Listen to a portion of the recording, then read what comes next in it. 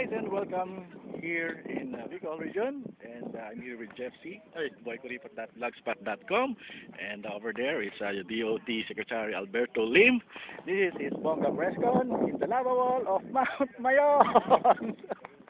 As you can see, that is the super perfect cone-shaped volcano, Mayon volcano. And around us is the lava wall.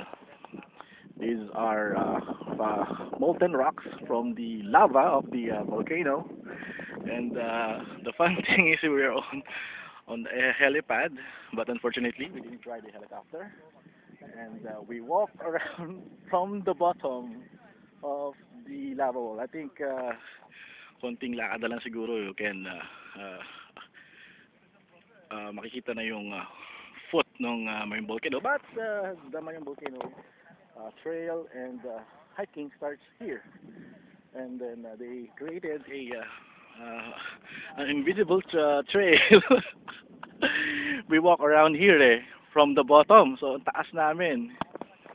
And I'm here with some media, GMA, original GMA, and afterwards other media crew will arrive and to attend the Bongga Presscon of Secretary Lim of the Department of Tourism.